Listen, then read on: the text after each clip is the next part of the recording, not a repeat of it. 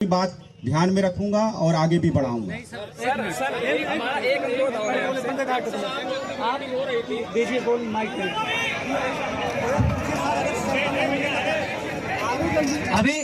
अभी बिहार में 2 दिन पेपर रखना चाहा था, लेकिन अगर छात्रों को नहीं अच्छा लगा, उन्होंने विरोध किया, तो बिहार ने 1 दिन में रख दिया। सर कह रहे हैं कि अभी हम सोचेंगे। हम चाहते हैं कि सर या तो आज नोटिस जारी करिए, 1-2 दिन का समय लीजिए, लेकिन जैसे पूर्व पेपर कराया जाता था 1 दिन में, वैसे ही पेपर कराया जाए। बस यही मांग है। समीक्षा, सहायक समीक्षा, पीसीएस तीनों की, ये नहीं कि पीसीएस, समीक्षा, सहायक समीक्षा करें और कोई बात रखना चाहिए। और कितना समय लगेगा ये भी निश्चित बताइए सर। हेलो हेलो हेलो, सुन लीजिए, फिर रिएक्ट करिए ना।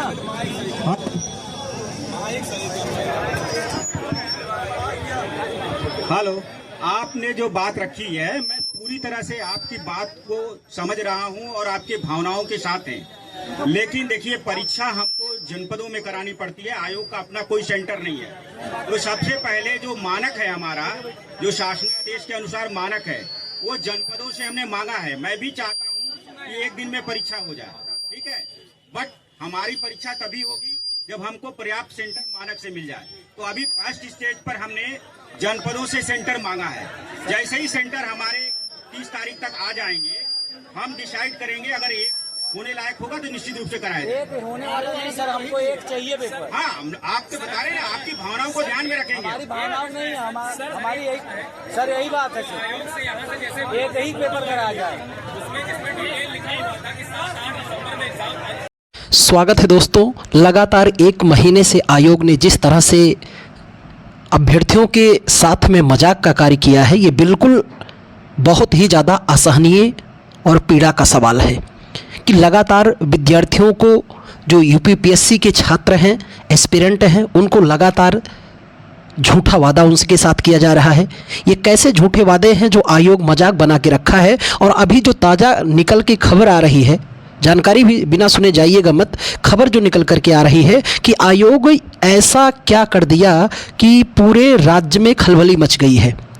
छात्रों के मन में तो आशंकित सशंकित है ही, लेकिन राज्य में भी इसने ऐसा बड़ा गेम चेंजिंग प्लान क्या बनाया है जो छात्रों के साथ एक बहुत बड़ा चीटिंग का भी सवाल है। आइए इस पूरी खबरों को मैं आपको बताता हूं और शुरुआत करता हूं। लोक सेवा आयोग, जहां लोगों का सपना जुड़ा होता है एसडीएम बनने का, डीएसपी बनने का, तहसीलदार बनने का, नायब तहसीलदार बनने का, ये वो स्थान है जहां पर हर विद्यार्थी जाना चाहता है।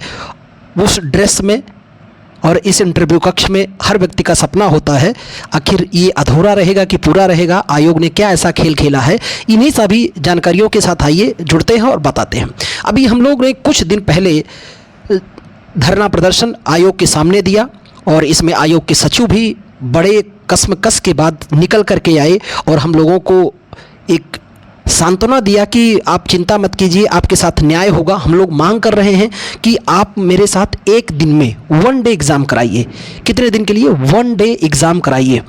लेकिन आयोग ने कहा कि साहब, मेरे पास क्या है कि जो नया कानून बनाया है, न्यू एक्ट जो आया हुआ है, किससे लेकर के एग्ज़ाम, जितने गवर्नमेंट एग्ज़ाम है उनको लेकर के जो धांधली चल रही है, उसके लिए एक जो नया अधिनियम आया अध्यादेश के माध्यम से, उसमें कहा गया है कि किसी व्यक्ति को 10 साल की सज़ा और 1 करोड़ रुपए का जुर्माना दिया जाएगा। इस नियम को मद्देनज़र ध्यान में रखते हुए सरकार ने एक अहम फैसला लिया। और फैसला क्या लिया कि भाई एग्ज़ाम केवल और केवल किस में कराए जाएंगे? सरकारी विद्यालयों में कराए जाएंगे और कहीं भी नहीं कराए जाएंगे। अब सवाल, बड़ा प्रश्न ये बना मेरे दोस्त कि फॉर्म आवेदन करने वाले छात्रों की संख्या लगभग 6 लाख के आसपास है। इनके पास एक शिफ्ट में अगर एग्ज़ाम ये कराएं तो केवल और केवल 55% विद्यालय इनके पास उपलब्ध है, सरकारी गवर्नमेंट विद्यालय। संभव ही नहीं कि इनके पास सीट ही नहीं अवेलेबल है कि एक साथ इतने 6 लाख विद्यार्थियों के लगभग एग्ज़ाम ये करा पाए। तो सवाल ये बनता है कि आपने ऐसा नियम क्यों बनाया? क्या इस नियम में सुधार नहीं? आप इसकी जगह ऑप्शन भी तो हैं कि आप विकल्प दीजिए श्रीमान कि गवर्नमेंट स्कूल के अलावा हम प्राइवेट स्कूल में भी क्या करेंगे। तो हम प्राइवेट स्कूल में क्या करेंगे? कि आदेश कीजिए, आप ऑर्डर जारी कीजिए कि जिस भी प्राइवेट स्कूल से अगर कहीं भी पर्चा लीक होता है तो वहाँ का, उस विद्यालय का क्या किया जाएगा, प्रमाण पत्र रद्द कर दिया जाएगा, उसका रजिस्ट्रेशन कैंसिल कर दिया जाएगा, प्रिंसिपल को सजा दी जाएगी। ऐसे नियम बना दो।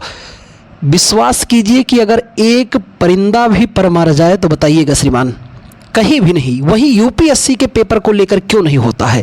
यूपीएससी का एक भी क्वेश्चन लीक क्यों नहीं होता है? लोग कहते हैं को पेपर का लेवल ऐसा, लेवल से मायने नहीं रखता मेरे दोस्त, ये भारत है, लेवल कैसा भी हो, यहाँ हर लेवल तोड़ देंगे लोग। एनटीए जैसा एग्जाम तो बचा नहीं, तो ये संभव नहीं है, पर इंस्ट्रक्शन उसका कुछ हाई है। किसके अपेक्षा? उत्तर प्रदेश लोक सेवा आयोग के। धरना प्रदर्शन दिया गया गांधीवादी आंदोलन के तरीके से, फिर बाहर निकल करके आए। कह सकते हैं सांत्वना दिया सचिव साहब ने कि आप लोग चिंता मत कीजिए, न्याय होगा आपके साथ। न्याय की क्या तस्वीरें थी क्या नहीं, इसके कुछ दिन बाद ये वादा और ये न्याय हम लोग सुन करके, इसके कुछ ही दिन बाद क्या हुआ कि आयोग ने एक लिस्ट जारी किया कि जो एग्ज़ाम जारी किया, एग्ज़ाम होगा आपका, वो उसमें क्या तय किया जाएगा, परसेंटाइल तय किया जाएगा। एक नोटिस ही आई, नोटिस पढ़ लेना आप, इसको हम पिन कर देंगे। इसके पहले की गई खबर आई, शासनादेश जारी किया गया और शासनादेश में कहा गया कि जो परीक्षा होगी, अभ्यर्थियों की संख्या बताई गई 10,76,004 होने के दृष्टिगत में परीक्षा 22 दिसंबर को पूर्वाहन, ये आरओ एग्ज़ाम के संदर्भ में आया, 9 से 12 बजे और द्वितीय पाली 2:30 से 5 बजे तक होगा। फिर 23 दिसंबर को एग्ज़ाम होगा, तृतीय पाली 9 से 12 बजे तक विभिन्न जनपदों में एग्ज़ाम आयोजित कराया जाएगा।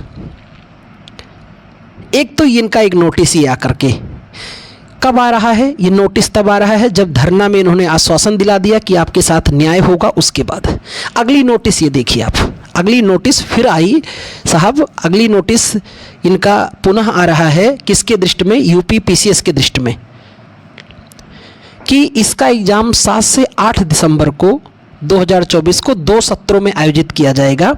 9 से 11 बजे प्रथम पेपर, प्रथम प्रश्न पत्र, द्वितीय प्रश्न पत्र आयोजित किया जाएगा 2:30 से 4:30 41 जनपदों में। उत्तर प्रदेश में कुल कितने जनपद हैं? 75 जनपद हैं। 41 जनपद में इनका पहला एग्ज़ाम 7 तारीख को और 8 2 दिन करा रहे हैं। सवाल ये बनता है, अगर 75 जनपद हैं तो क्या 75 जनपद में सरकारी विद्यालय नहीं है? क्या आपके मानक के अनुसार विद्यालय नहीं है? आखिर साहब क्या कर रहे हो आप? बिहार से तो कुछ सीख लीजिए कि उसके पास सेंटर की कमी नहीं है, लाखों अभ्यर्थियों का एग्ज़ाम एक साथ हो सकता है। आप ऐसा क्यों कर रहे हैं? उम्र गुजर जा रही है, जिनकी उम्र आखिरी पड़ाव पे चल रहे हैं उनसे थोड़ा पूछिए, वो कहाँ पर जाएंगे? पढ़ा लिखा युवक किसकी मजदूरी करेगा? कहाँ संभव होगा कि वो शारीरिक श्रम कर पाएगा? और आप क्या कर रहे हैं? नोटिस जारी कर रहे हैं कि आपके साथ न्याय होगा। इस नोटिस के बाद सुनिए भी, जाइएगा नहीं, और भी दिल दहलाने वाली खबर जो आई वह यह आई कि ये सारा प्रक्रिया श्रीमान कब कर रहे हैं? विज्ञापन जारी करने के बाद। और ये न्यूज़ में भी ये आया कि पेपर इस तरह से होगा, अखबारों ने भी अपनी छवि उछाली खूब। आयोग का दावा मेरिट पर नहीं पड़ेगा असर, तमाम सफाई दिया कि परसेंटाइल पे कोई असर नहीं पड़ेगा। अब सवाल ये कि जो परसेंटाइल शुरू हुआ मित्र, ये कौन तय करेगा? कौन तय करेगा कि 33 नंबर सी सेट में पाने वाला, 33 नंबर पाने वाला सी सेट में और 25 नंबर सी सेट में पाने वाले में से दोनों में मेंस का एग्ज़ाम कौन देगा? ये कौन तय करेगा? कौन तय करेगा कि पेपर इजी है, पेपर इजी है? कौन तय करेगा कि पेपर हार्ड है? अगर मैं एग्ज़ाम देता हूँ, मैंने पढ़ करके गया, मैंने सारे क्वेश्चन अटैम्प्ट किए, तो मेरे लिए पेपर क्या है? इजी है। और दूसरा व्यक्ति पढ़कर नहीं गया तो उसके लिए पेपर क्या है? हार्ड है। ये ना तो हम तय करेंगे ना मेरे साथ जाने वाला तय करेगा। ये तय कौन करेगा? आयोग तय करेगा। अगर आयोग ने मेरे पेपर को आसान बता दिया और मेरे साथ जाने वाले के पेपर को टफ बता दिया, हार्ड बता दिया, फ़ायदा किसको होगा? कि मैं 95 नंबर पा करके हो सकता है मैं बाहर हो जाऊं और ये 89 नंबर पा करके हो सकता है मेंस एग्ज़ाम दे दे। क्या मैं कभी इसके साथ बैठना पसंद करूंगा? मैं अपनी तकदीर पर रोऊंगा, मैं इस आयोग की व्यवस्था पर रोऊंगा कि आखिर आपने ये क्या किया? ये कौन तय करेगा? एक इन सब कारणों की वजह से एक नई खबर जो बनकर आई आयोग के मेट्रो को सुप्रीम कोर्ट का सुनिएगा। सुप्रीम कोर्ट ने क्या किया, सरकारी नौकरियों के, सुनिएगा साहब ये मेरा अपना नहीं है, सुप्रीम कोर्ट का है, सरकारी नौकरियों की भर्ती के नियमों के बीच में नहीं बदल सकते ही सुप्रीम कोर्ट का जजमेंट आ गया। एक नया चौंकाने वाला खबर, बिल्कुल 7 नवंबर 2024 का खबर है और पीठ के अनुसार है कि संविधान के अनुच्छेद 14 के अनुसार होने चाहिए सर्वसम्मत और पारदर्शिता और गैर भेदभाव सार्वजनिक भर्ती प्रक्रिया की पहचान होनी चाहिए, सुप्रीम कोर्ट ने कहा। अब ये कर क्या रहे हैं साहब, विज्ञापन जारी करने से पहले इन्होंने नहीं लिखा था कि परसेंटाइल होगा, कई शिफ्ट में एग्जाम होगा, ये सारा खेल कब है, विज्ञापन के बाद, और आए सुप्रीम कोर्ट का सीधा जजमेंट आ गया है। अब सवाल ये है कि सुप्रीम कोर्ट ने जो इसमें लिखा है, संविधान सदस्यीय बेंच ने जो सुनवाई किया है, उनकी कही गई बातों का क्या आयोग पर असर होता है कि नहीं, यह देखना बाकी। 11 सितंबर को हमारे सभी अभ्यर्थी आयोग पहुंच रहे हैं गेट नंबर 2 पर। बिल्कुल गांधीवादी आंदोलन के तरीके से हम लोग अपनी मांग को निवेदनपूर्ण सुचिता ढंग से मांगने का प्रयास करेंगे कि श्रीमान हमें वह 1 दिवसीय एग्ज़ाम की मांग करेंगे। और दूसरा है कि सर 1 दिवसीय एग्ज़ाम आप कराइए, आप जो नियत तारीख है उसी पे करा लीजिए, मुझे दिक्कत नहीं, पर 1 दिवसीय आप कीजिए। और संभव है नहीं, ये आयोग का खेल है। उम्मीद है पूर्णतः, मेरा अपना ऐसा मानना है, ये डेट टलेगी और इसमें कुछ अंदरूनी तमाम बातें चल रही हैं जो मैं आप तक नहीं बता सकता, पर डेट टलने की संभावनाएं हैं। तो शेष खबरों के साथ पुनः मिलते हैं, तब तक के लिए।